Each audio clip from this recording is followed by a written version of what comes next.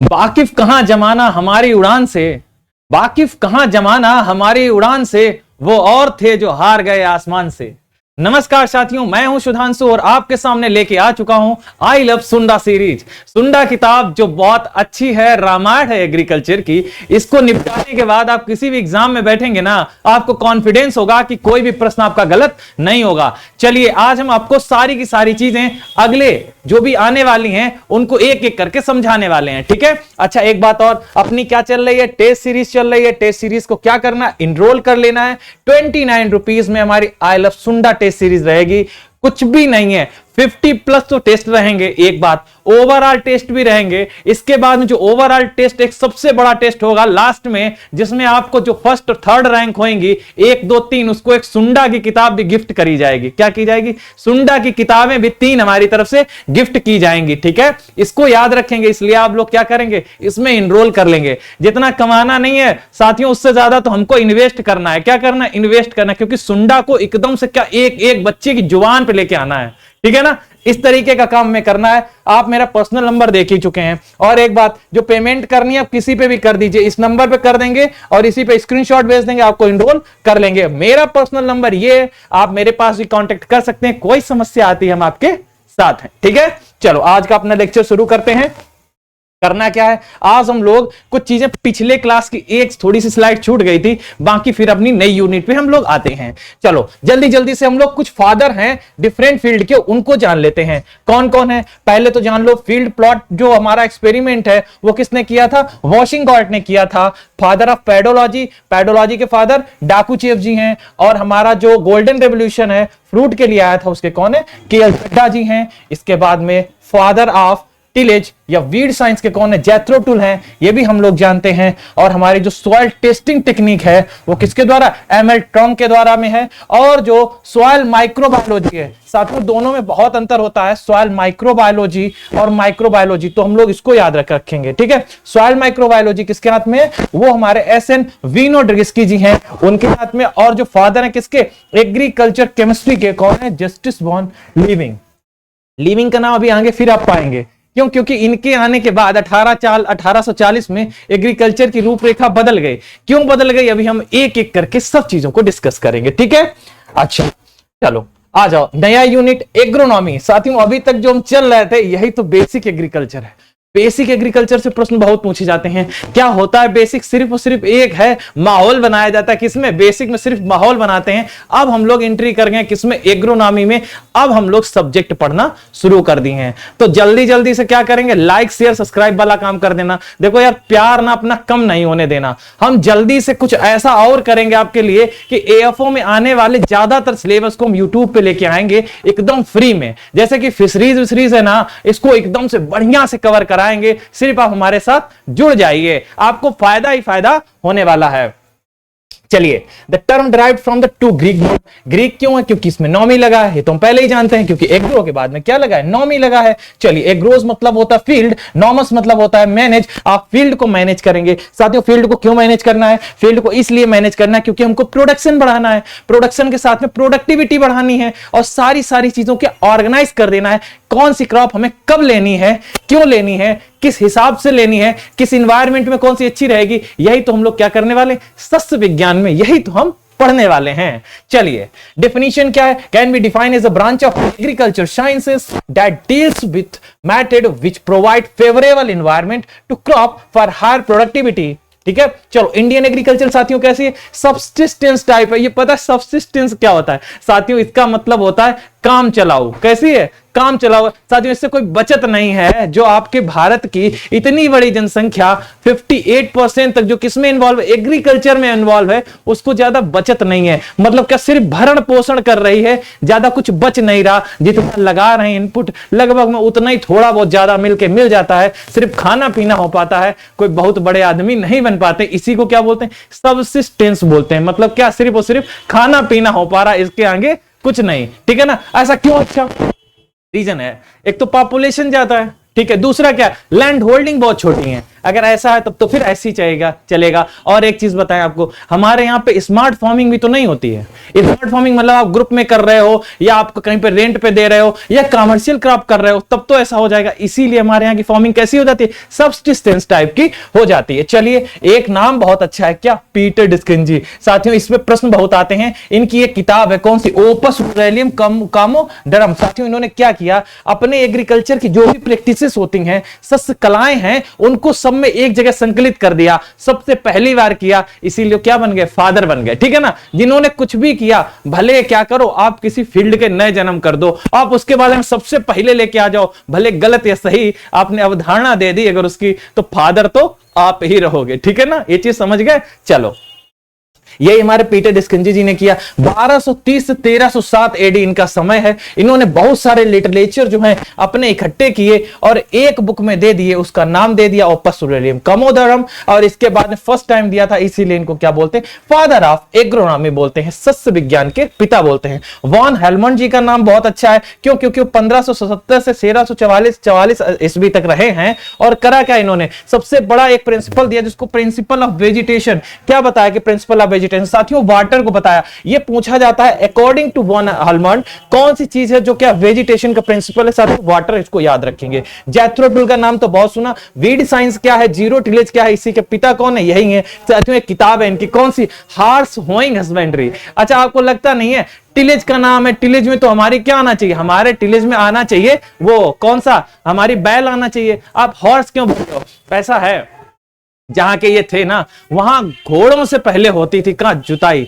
और उसी जुताई को इन्होंने अपने हिसाब से सारी चीजों को एक साथ दिया, तो उस किताब का नाम भी क्या रख दिया, हॉर्स होइंग रख दिया। एक्चुअली में जहां पे टिलेज करना होता है, शायद वहां पे ताकत बहुत लगती, क्या लगती, ताकत लगती है। तो घोड़ों के माध्यम से ताकत के बारे में विस्तार से पहले इन्होंने चीजें बताई। इसमें इतनी कि इस किताब की बिक्री बहुत कम है, आज भी कोई नहीं पढ़ता, क्योंकि बायात की चीजें ज्यादा लिखी हैं। मात्र एक चीज को बहुत तरीकों से एक्सप्लेन करने का तरीका किया, लेकिन पहली बार किया था, इसलिए कौन हो गए, ये फादर हो गए। आज तो हम लोग मॉडर्न टिलेज की ओर बढ़ गए हैं। ठीक है ना, पता है। चलो आगे आ जाओ, आगे आ गए। आर्थर यंग जो है 1741 से 1820 एडी इनका समय है। एक इनका बहुत अच्छा क्या एक्सपेरिमेंट है, जिसको बोलते हैं पॉट कल्चर एक्सपेरिमेंट। साथियों ने पॉट कल्चर एक्सपेरिमेंट किया, एक बात। दूसरा, इन्होंने एनल्स ऑफ एग्रीकल्चर एक किताब लिखी। साथियों एनल्स का मतलब क्या होता है, किसी चीज को संगठित करके आप लेके आओगे ना, उसको एनल्स बोलते हैं। किस भाषा में साथियों, यहां की नहीं, ये यूरोप की भाषा है। क्योंकि आपको पता है ना, ज्यादातर चीजें कहां खोजी गई, उधर। कॉन्सेप्ट हमारे यहाँ यूज हो रहे होंगे, हमको पता ही नहीं, क्योंकि हम लोग क्या थे, हम लोग गुलाम थे, हमारा कोई नाम नहीं। अगर हमारे यहाँ कुछ होगा भी तो नाम उनका ही जाता था। ठीक है ना, इस तरीके की चीज समझते हैं। फिर क्या होता है, एनल्स ऑफ एग्रीकल्चर जो है वो उन्हीं की किताब है। कितने वॉल्यूम थे, 46 वॉल्यूम थे, इसको याद रखेंगे। चलो आगे आ जाओ, आगे ट्रूली साइंटिफिक अप्रोच फार्मिंग की सबसे पहले कब आई। साथियों ये आई है कब, जस्टिस वॉन लिविंग जब लेके आए 1840 में। क्योंकि इन्होंने एक एक करके केमिस्ट्री खोल के रख दी कि किस कमी से क्या होने वाला है, क्या चीजें जरूरी हैं, प्लांट को कैसे कैसे ग्रो कर सकते हैं, सारी की सारी जो एग्रीकल्चर केमिस्ट्री थी। इसीलिए इनको क्या बोलते हैं, हम लोग बोलते हैं ट्रूली साइंटिफिक अप्रोच फार्मिंग की शुरुआत के पिताजी। ठीक है, चलो कुछ इंपॉर्टेंट कॉन्सेप्ट है। साथियों कॉन्सेप्ट क्यों जरूरी है, कॉन्सेप्ट इसलिए क्योंकि आगे आप कभी भी कोई चीज पढ़ेंगे, अगर आपने इसके कॉन्सेप्ट पहले समझ ली। देखो जो लोग एग्रोनॉमी से क्या करते हैं, एमएससी करते हैं, उनको ये सारे कॉन्सेप्ट बहुत यूज हो जाते हैं। क्यों, क्योंकि उनको बनानी पड़ती है थेसिस। जब थेसिस बनाओगे तो लीफ एरिया, हार्वेस्ट इंडेक्स, सारी की सारी चीजें क्या निकालनी पड़ती हैं। एक प्लांट की स्टडी करने से पहले कितना प्रोडक्शन बढ़ा है, क्या हो रहा है उस फील्ड में, इसकी स्टडी करने के लिए कुछ कॉन्सेप्ट बनाए गए हैं। उन्हीं को हम लोग एक एक करके देखने वाले हैं। ठीक है, चलो ठीक, क्या करेंगे अपन लोग, पहले करेंगे लीफ एरिया की स्टडी। लीफ एरिया इंडेक्स क्या होता है साथियों, लीफ एरिया इंडेक्स को विल्सन लेके आए 1948 में। इन्होंने कहा कि टोटल लीफ एरिया जो होती है उसको अगर ग्राउंड एरिया से हम लोग क्या करें, डिवाइड कर दें। आपको पता है आपका 10 बीघा खेत है, आपने ग्राउंड एरिया तो निकाल लिया। अच्छा लीफ एरिया कैसे निकालते हैं, आप एक पत्ती को निकाल लें, एक मशीन आती है, मशीन में क्या आप पत्ती को डालिए और उधर से खींच दीजिए, तो पत्ती का लीफ एरिया जितना भी होगा वो आपके क्या उसमें बता देगा। वो ऐसा होता है जैसे कि इसमें ऐसे करके दाब देते हैं, बीच में पत्ती को लिया, दाब दिया और बीच से निकाल दिए, तो क्या करता, लीफ एरिया आपके रीडिंग दे देता। लीफ एरिया की रीडिंग आ गई, उसी के हिसाब से नंबर ऑफ लीफ एक प्लांट पे निकाल लिए। नंबर ऑफ लीफ अगर एक प्लांट पे निकाल लिए तो प्लांट की डिस्टेंस तो पता ही हो गई थी, रो टू रो डिस्टेंस पता ही हो गई थी। नंबर ऑफ प्लांट निकाल सकते हो आप एक प्लॉट में कितने लगे। अगर वो निकाल लिए तो साथियों ये भी बता दोगे कि लीफ एरिया कितना है, और लीफ एरिया को निकाल लिया तो एक चीज और बता सकते हैं क्या, हम लोग निकाल सकते हैं लीफ एरिया इंडेक्स, क्योंकि नंबर ऑफ लीफ जो आपने बताई उसी से लीफ एरिया निकाल लिया। और ग्राउंड एरिया तो आपको पहले ही पता है, ये बहुत अच्छा कॉन्सेप्ट है इसका, ठीक है, किसमें, एग्रोनॉमी में। ठीक है, चलो आगे बढ़ते हैं। आगे आया land equivalent ratio. Land equivalent ratio, आप लैंड पे किसी चीज को लगा रहे हो तो एक क्रॉप कितना दे रही है, दो क्रॉप हो गई तो कितना दे रही है। जैसे आप अकेले कितना परफॉर्म कर रहे हैं और दो लोग मिलकर कितना परफॉर्म कर रहे हैं, ये चीज, ठीक है ना, इसी को बोलते हैं क्या, आपका लैंड इक्विवेलेंट रेशियो। साथियों एक अकेली क्रॉप है वो कितना परफॉर्म कर रही है, और आपका जो इंटरक्रॉपिंग है वो कितना कर रही है, इसका ही रेशियो होता है yield of intercropping. A crop और बी क्रॉप को एक साथ लगाया तो क्या यील्ड आती है, और अब अकेले लगा के आते हैं तो क्या यील्ड आती है। जैसे आपने क्या किया, दो चीजों को लगाया तो यील्ड जाहिर सी बात है क्या ज्यादा आ गई, ज्यादा आई, और आपने क्या किया, उसको डिवाइड कर दिया अकेले वाली क्रॉप से, तो आपको पता चल जाएगा क्या आपके कितना निकल के आया है पहले की अपेक्षा में। ठीक है, चलो अगर ये 1 पॉइंट के आगे जितना भी होगा, मान लो 0.1 आ गया तो 10% यील्ड बढ़ गई, 0.25 आ गया मतलब कि आपका 25% यील्ड उतनी ज्यादा हो गई। ये तो हमारी इंटरक्रॉपिंग कैसी हो जाएगी, आपकी बेनिफिशियल हो जाएगी। When the LER is greater than 1, तो इंटरक्रॉपिंग कैसी हो जाती है, बेनिफिशियल हो जाती है। सिर्फ इतनी चीज को हम लोग याद कर लेंगे, अगर 0.1 ज्यादा है तो 10%, 0.2 है तो 20%, इसको याद कर लेंगे, नॉर्मल सी चीज है। चलो आगे आ जाओ। क्रॉप रोटेशन क्या होता है साथियों, crop rotation number of crop को एक साल में कितना ले रहे हो, number of crop in a year is known as क्या, क्रॉप रोटेशन। आप इसको निकालते हो कैसे, कितनी क्रॉप आपकी है पहले ये निकाल लीजिए, और कितने साल में करने वाले हो ये निकाल लीजिए। चलो जल्दी जल्दी देख लो, जल्दी देखा हमने एक साल के अंदर कितनी क्रॉपें ली, 2 ली, तो क्या करेंगे 2/1 और गुणे क्या 100, तो उत्तर कितना आ गया 200। ठीक है, चलो 2 साल में क्रॉप रोटेशन, ईयर कितने हैं 2, नंबर ऑफ क्रॉप कितनी 1, 2 और 3, 3/2 और गुणे 100 यानी कितना आया 150, यही तो लिखा है साथियों। इसके बाद 3 साल में यानी कि पैडी, पोटैटो, शुगर कैन, अरहर और व्हीट आपने कितनी ले ली, 5 ले ली, और कितने आपको साल लग गए, आपको 3 साल लग गए, तो 5/3 करोगे गुणे 100 करोगे तो आपका 166 आंसर आ जाएगा। ठीक है ना, इसको निकालने का तरकीब बहुत अच्छा है, सिर्फ आपको अप्लाइड आना चाहिए, क्योंकि साथियों अगर AFO का एग्जाम देते हो ना आजकल उसको ना न्यूमेरिकल से प्यार होने लगा है, छोटे छोटे फार्मूले पे न्यूमेरिकल पूछ लेगा आपको। अगर एक भी फार्मूला आता है तो तुरंत क्या करोगे, आप झट से निकाल दोगे, 1 मिनट लगेगा। ये तरीका है आप कॉन्सेप्ट को चेक करने का, कि आपको कॉन्सेप्ट आता है तो आपको पेन भी नहीं चलाना पड़ेगा कि 303 गुणे 100/2 को कितना लिखेंगे। ये तो क्या है, दिमाग में कैलकुलेशन हो जाएगी और आंसर को क्या कर देंगे हम लोग, सही कर देंगे। ठीक है, चलो आगे आ जाओ। क्रॉपिंग सिस्टम क्या है, क्रॉपिंग सिस्टम एक बड़ी चीज है साथियों। सिस्टम के जैसे सरकार एक सिस्टम हो गई, क्या हो गई, सिस्टम हो गई, और उसके अंदर क्या आएगा, पैटर्न उसके अंदर आता है। क्यों, क्योंकि आपने मान लो हमारी जो योगी जी की सरकार है हमारे यहाँ उत्तर प्रदेश में, तो साथियों उसके अंदर क्या है, पैटर्न है। पैटर्न क्या, विधायकों की जो है चुनिंदा किया गया, ये एक पैटर्न है, जगह जगह से आए, वो हमारे बहुत सारे पैटर्न मिलके क्या बनाते हैं, हमारा क्या बनाए, सिस्टम बना दिए। अच्छा, वो जो पैटर्न था उसका क्या इंटरेक्शन था जनता के साथ में, उसी का तो इंटरेक्शन होता है। याद आया कुछ भाई, विधायक कोई तो वोट देते हो आप लोग, विधायक का चेहरा देखते हो चाहे खड़ा हो, अच्छा तो हमारा जो इंटरेक्शन हो गया भाई। अब इसको देखो एक अच्छी चीज से समझो, जैसे कि हमारा सिस्टम हो गया, वो क्या है, refers to the cropping pattern, it refers to the cropping pattern use in a farm, जो हम लोग फॉर्म में यूज कर रहे हो। ठीक है, and then interaction with the farm resources, जो उसका फॉर्म रिसोर्सेज के साथ में क्या इंटरेक्शन है, इन associated with the farm enterprises and available component technology, उसको हम लोग क्या बोलोगे, सिस्टम बोलोगे। तो क्रॉपिंग सिस्टम बड़ी चीज हो जाती है, क्रॉपिंग पैटर्न छोटी चीज हो जाती है, उसी का जो क्या इन्वायरमेंट के साथ में जो भी एसोसिएशन है उसको हम लोग पढ़ लेते हैं। साथियों हार्वेस्टिंग इंडेक्स क्या होता है, हार्वेस्टिंग इंडेक्स कुछ नहीं होता, आपका जो पार्ट आपका प्लांट का है, टोटल ड्राई मैटर क्या होता है, बायोलॉजिकल मैटर क्या होता है, और आपका इकोनॉमिक पार्ट क्या होता है, इसको समझना पहले जरूरी है। साथियों आप पूरे प्लांट को देखो तो क्या इकोनॉमिकल है, नहीं, हमारे लिए तो क्या जरूरी है, दलहन का दाल जरूरी है, गेहूं के पूरे प्लांट से गेहूं का मात्र बीज निकल आया वो हमारे लिए जरूरी है, ये हमारा क्या इकोनॉमिकल पार्ट है। लेकिन पूरा प्लांट जो खड़ा है बायोलॉजिकली, सामने जो दिख रहा है वो हमारा क्या, वो हमारा बायोलॉजिकल प्लांट हो गया, बायोलॉजिकल यील्ड हो गई। साथियों एक चीज समझो, बायोलॉजिकल यील्ड जो हमारी कितना CO2 को लेती है, CO2 एटमॉस्फेयर की, और क्या है पानी को लेने के बाद में और हमारा सनलाइट को लेने के बाद फोटोसिंथेसिस करती है और क्या करती है, फूड को जनरेट करती है। इस चीज को अगर हम समझ गए तो यही सारा कॉन्सेप्ट हो गया क्या, हार्वेस्ट इंडेक्स, क्योंकि फूड को बनाना ही तो मेन काम हो गया किसका, प्लांट का। वही सारी चीजें लिखी, coefficient utilisation and assimilation of CO2 in the form of photosynthesis express in term of क्या, हार्वेस्ट इंडेक्स के फॉर्म में दे दिया जाता है। इसका फार्मूला बहुत अच्छा है। फार्मूला क्या, इकोनॉमिक यील्ड को बायोलॉजिकल यील्ड से डिवाइड करते हैं। इकोनॉमिक कम होती है, बायोलॉजिकल ज्यादा होती है, तो आप याद रखेंगे कम बटे ज्यादा गुणे 100। क्या, कम बटे ज्यादा गुणे 100। इस तरीके से याद रखोगे, आपको याद रहेगा। हम ऐसे ही याद रखे थे उसको। चलिए, harvest index is similar to the partitioning coefficient. साथियों क्या होता है, कोएफिशिएंट ऑफ इफेक्टिवनेस। इफेक्टिवनेस का मतलब होता है sink upon source into 100। Sink क्या होती है और सोर्स क्या होता है, जहां खाना बना वो सिंक की सोर्स, वो सोर्स हो गया। जहां खाना बना है वहां सोर्स हो गया, और जहां जाके स्टोर हुआ वो आपका सिंक हो गया। कहें आप कैसे, जैसे खाना कहां बनता है, किचन में बनता है, तो किचन को क्या मान लोगे आप, सोर्स मान लोगे। खाने का सोर्स क्या, किचन हो गया। लेकिन सिंक क्या हो गई, सिंक हो गई जहां खाना को स्टोर कर दिया। आपका फ्रिज है जो, वो क्या हो गई, फ्रिज आपकी सिंक हो गई। ठीक है ना, इस तरीके से याद कर लेते हैं। रिलेट कर लिया करो किसी चीजों से, मैंने कितनी बार बताया, रिलेट कर लोगे आपको हर चीज याद रहेगी। ठीक है, चलो आगे बढ़ते हैं।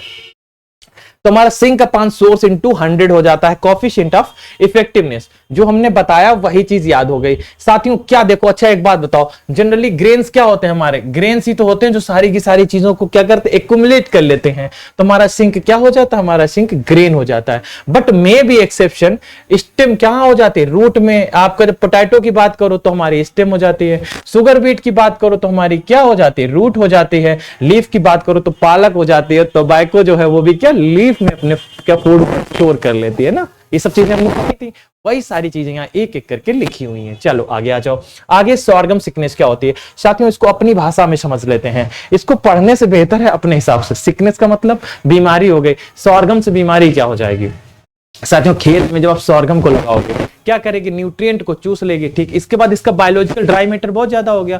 अब ड्राई मैटर ज्यादा है तो करेगा क्या, आपकी सॉइल में रहेगा ये, और सॉइल में रहने के बाद में जैसे हम नेक्स्ट क्रॉप लगाने वाले होंगे तो ये क्या कर रहा होगा, अपने आप को डिकम्पोज कर रहा होगा। क्या कर रहा होगा, डिकम्पोज कर रहा होगा। अब डिकम्पोज करने के लिए सारे बैक्टीरिया कहां लग जाएंगे, इसी में लग जाएंगे। लेकिन अगली क्रॉप के लिए हमको क्या, नाइट्रोजन की जरूरत होगी। तो बैक्टीरिया जो नाइट्रोजन को ट्रांसफॉर्म कर रहे होंगे, जिनकी अवस्था को बदलने वाले बैक्टीरिया थे, वो तो सारे कहां लग गए, हमारे लग गए डिकम्पोजिशन में, क्योंकि उसमें क्या था, कार्बन कंटेंट ज्यादा होता है। तो ऐसी क्रॉप जब हम लोग लगा देते हैं, क्रॉप में नाइट्रोजन हमें ज्यादा देनी पड़ेगी। क्यों, क्योंकि नाइट्रोजन अवेलेबल करानी है प्लांट को, और प्लांट में जो बैक्टीरिया हमारे यूज हो रहे थे क्या, हमारे नाइट्रोजन को फिक्स करने में, हमारे नाइट्रोजन को ट्रांसफॉर्म करने में, वो सारे के सारे कहां बिजी हो गए, डिकम्पोजिशन में। कहां बिजी हो गए, डिकम्पोजिशन में। तो हम लोग अपने नाइट्रोजन को लेवल को थोड़ा सा बढ़ा दिए, नाइट्रोजन का लेवल बढ़ा दिया, तो हमारा क्या, सॉर्गम की सिकनेस जो वो कम हो गई। तो सॉर्गम सिकनेस क्या, खेत में जो हो गई बीमारी, काहे के लिए, कार्बन कंटेंट ज्यादा होने के चक्कर में, उसी को हम लोग क्या बोल दिए, हम लोग सॉर्गम सिकनेस बोल दिए। चीज समझ में आई क्या, अगर समझ में आई है तो भाई देखो यार, लाइक वाइक करते रहना, क्योंकि हम आपको इतनी सारी चीजें कर रहे हैं और आप हैं जो हमको ध्यान नहीं दे रहे हैं। 25% ज्यादा नाइट्रोजन डाल दो, क्या कर दोगे, 25% ज्यादा डाल दोगे, क्या अगली वाली क्रॉप जो होगी वो एकदम से बेहतर हो जाएगी। ठीक है, चलो आगे आ जाओ। हमारी नेक्स्ट यूनिट जो है वो साथियों काय पे, ड्राई लैंड एग्रीकल्चर पे है। ड्राई एग्रीकल्चर क्या होती है, ड्राई लैंड एग्रीकल्चर क्या होती है, रेनफेड एग्रीकल्चर क्या होती है। ये वर्षा के आधारित पे है, वर्षा की कितनी आपको मात्रा प्राप्त हो रही है, इसी हिसाब से हमारे क्या, ये एग्रीकल्चर डिवाइडेड है। आपको हमको कम वर्षा हो रही है तो आप ड्राई एग्रीकल्चर में चले जाइए ना। आपको लगता है कि हमारे यहाँ मीडियम हो रही है तो ड्राई लैंड में आ जाइए। आपको लग रहा है बहुत ज्यादा आपके यहाँ बारिश हो रही तो आप रेनफेड फार्मिंग कर लीजिए, वर्षा वाली ही खेती कर लीजिए। खेतों की हिसाब को चुनना भी वर्षा के आधार पर बहुत बड़ी चीज है। ये भूमिका निभाती है कि आप किस चीज को आगे रखने वाले हैं, क्या चीज आपके यहाँ मायने रखने वाली क्रॉप को चुनने में। ठीक है, ये चीज समझ में आई। आपके यहाँ कम वर्षा हो रही है, क्या करेंगे आप, ऐसी खेती लीजिए ना जिसमें क्या पानी कम लगता है। ज्यादा है तो ज्यादा वाली ले लीजिए, जहां धान मान ले लीजिए, ज्यादा आपके पास पानी रहेगा। अच्छा मीडियम है तो ऐसी फसल लीजिए जिसमें ज्यादा पानी की जरूरत भी नहीं, लेकिन कम में भी क्या काम चल जाए आपका। इस प्रकार की फसल का हमें क्या करना है, चयन करना है। ठीक है, वर्षा आधारित खेती ही हमारी होती है। ठीक है, अब एक इसमें क्राइटेरिया है कि 750 mm जो है, 750 mm, उससे अगर कम है तो ड्राई में जाइए। और आपकी ड्राई लैंड का मतलब क्या 750 से 1150 mm तक है तो आप ड्राई लैंड में आ जाइए। इससे ज्यादा अगर है साथियों तो कहां चले जाएंगे हम लोग, रेनफेड फार्मिंग में चले जाएंगे। है एक ही चीज क्या, लेकिन हमने उसको डिवाइड कर लिया। आपकी वर्षा जितनी है उसी हिसाब से क्रॉप को हम लोग चुन लेंगे। चीज समझ में आ गई? चलो आगे बढ़ जाओ। अब हम लोग प्रैक्टिसेस बात करेंगे कौन कौन सी किस्में यूज होती हैं। तो पहले ड्राई लैंड एग्रीकल्चर के बारे में जाना, कल्टीवेशन ऑफ द क्रॉप क्या entirely under the rainfed condition वो हो जाएगी। अच्छा, सबसे पहले आ जाती है ड्राई फार्मिंग। ड्राई फार्मिंग क्या मतलब हो गया, क्रॉप को क्या 750 से ज्यादा है। अच्छा जल्दी से बताओ कितने यहां भारत में हमारे रेनफॉल होती है, कितने mm होती है, जल्दी से डालो। 1194, याद है कुछ? अच्छा विश्व की रेनफॉल कितने mm है? विश्व की लगभग कितनी है? लगभग 1000 mm है। एक नाम सुना है भारत में सबसे ज्यादा वर्षा कहां होती है? माशिन राम सुना होगा, चेरापूंजी। वो क्यों होती है वहां पे और कितनी वर्षा होती है? जल्दी जल्दी से हम लोग बताओ कितनी ज्यादा वर्षा होती है। अगर वहां पे हम लोग कौन सी खेती को प्रयोग करेंगे, क्योंकि वहां पे इतनी अच्छी बारिश हो रही है तो खेती भी उसी हिसाब से चुनो ना जहां पे बारिश जिसको ज्यादा जरूरत है, क्योंकि वहां तो बारिश हो रही है, हमें पानी लगाने की जरूरत नहीं है। ठीक है, चलो आगे आ जाओ। आगे जैसे ही आते हैं, आपने बताया कि ड्राई फार्मिंग थी। ड्राई मतलब सूखा रह रहा होगा। अगर सूखा रह रहा है तो आप वहां पे ड्राई स्पेल बहुत कॉमन है। अगर कॉमन है आप तो ऐसी फसल को चूज करो जो सूखा को सहन कर सकती है। वही चीज सारी लिखी है। Dry farming practice in the area in the region with the help of moisture conservation practice. साथियों इस जगह पे हमको ऐसी प्रैक्टिसेस लेनी है जो मॉइस्चर को क्या करें, कंजर्व करें, क्योंकि पहले से पानी कम है। बाकी अगर आपने अपने खेत को क्या खुला छोड़ दिया तो पानी इवोपरेट हो जाएगा, बाष्पोत्सर्जित हो गया, पानी भी बाष्पोत्सर्जित हो गया। आपके खेत से पानी जो पहली बात तो है नहीं, और दूसरा जो खेत में वो भी अगर उड़ जाएगा तो आप खेती किस में करोगे, क्योंकि खेती बिना पानी के नहीं हो सकती। पानी इसके लिए सबसे मेन कंपोनेंट है, ये चीज समझना है। ठीक है ना, कंपोनेंट मेन है तो उसको हम लोग बचा के रखेंगे। तो कंजर्वेशन प्रैक्टिस ले लीजिए। साथियों इसके लिए एक चीज और रिकमेंडेड है, आप अल्टरनेट फार्मिंग करिए। अल्टरनेट का मतलब अब की बार क्रॉप लगाइए, दूसरी बार आप कंजर्व कर लीजिए, थोड़े दिन रुक जाइए, इसके बाद फिर क्रॉप लगा दीजिए। मतलब रुक रुक के अल्टरनेट खेती को भी हम लोग क्या कर सकते हैं, ले सकते हैं। एक और अच्छी प्रैक्टिस है ब्रॉडकास्टिंग मेथड। ब्रॉडकास्टिंग मतलब छिड़क विधि से आप क्या करें, आप खेत को बोइए।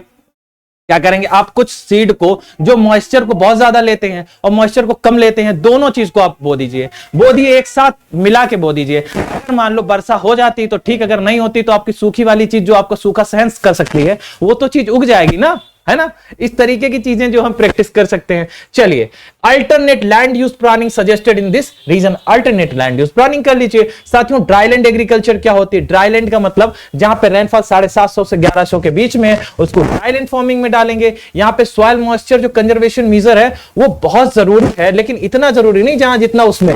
ठीक है ना, इसमें सेमी एरिड रीजन हमारा आता है। ड्रेनेज फैसिलिटी में भी रिक्वायर्ड। देखो साथियों, एकदम सॉइल मॉइस्चर के कंजर्व करने की प्रैक्टिस ड्राई फार्मिंग में, इसमें सॉइल मॉइस्चर को भी कंजर्व करेंगे लेकिन ड्रेनेज की व्यवस्था कर लेंगे। क्या पानी ज्यादा हो निकालने की व्यवस्था भी बराबर आइलैंड में करेंगे। और रेनफेड में क्या करेंगे, हम लोग निकासी की व्यवस्था पूरी व्यवस्था रखेंगे। क्या, क्योंकि पानी भर जाएगा तो खेत को बेकार कर देगा। तो हमारी कौन सी रेनफेड फार्मिंग है उसमें ड्रेनेज की व्यवस्था को हम एकदम से टाइट रखेंगे। ठीक है, चलो ये सांगे चीजें लिख दी है। सारी की सारी चीजें जो हमने बताई थी वही सारी चीजें इसमें लिखी। This farming practice in the humid region, जहां पे वर्षा ज्यादा हो रही है। चलो एक चीज देख लेते हैं, हमारा कंस्टिट्यूएंट ड्राई फार्मिंग, ड्राईलैंड, आपकी रेनफेड फार्मिंग, तीनों चीजें लिखी हैं। चलो देखो एक बार, आपने जैसे ही देखा रेनफॉल आप एम में देखे 850 से कम और उससे ज्यादा। देखो इसमें हम लोग 3 में नहीं बांटे, हम लोग 3 में बांटते ज्यादा अच्छा रहता। हमने इसको अलग किताब से ले लिया इसलिए ऐसा थोड़ा सा दिख रहा है, बाकी 3 में बांटो बहुत अच्छा रहता है।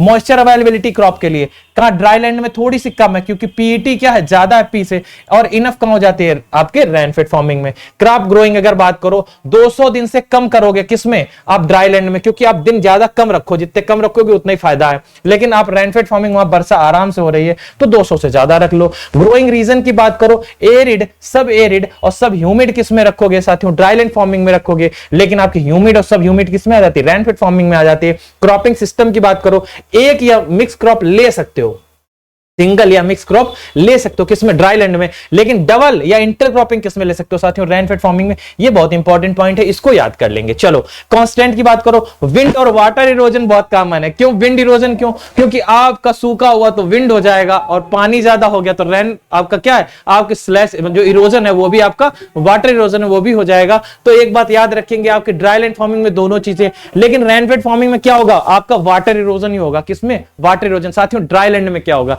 ड्राई लैंड में आपका कौन सा होगा, ड्राई लैंड में आपका होगा सिर्फ और सिर्फ हवा वाला इरोजन, यानी कि विंड इरोजन ही होगा। ठीक है ना, उसमें विंड इरोजन, उसमें विंड वाटर दोनों, और वाटर वाला किसमें, रेनफेड में। इस तरीके की चीजों को जब आप कनेक्ट कर लेते हैं तो सारी चीजें आपको पता हो जाती हैं। अब हम लोग क्या करेंगे, आगे सारी चीजें फिर अभी पढ़ने वाले हैं, जो चीजें हैं। आज का लेक्चर हम इतना ही रखने वाले हैं। थैंक यू टू ऑल, अपना ख्याल रखेंगे, हमारी टेस्ट सीरीज को लेना नहीं भूलेंगे, और हमारे वीडियो को क्या प्यार बहुत देना है आपको, सिर्फ प्यार ही तो मांग रहे हैं आपसे। इसको लाइक शेयर कर देंगे ना, ज्यादा लोगों तक जाएगा, आपका भी फायदा, दूसरों का भी फायदा, थोड़ा सा मेरा भी हौसला क्या होगा, बुलंद हो जाएगा। सिर्फ इतनी चीज सी मांगी है ना आपसे, दे दीजिए।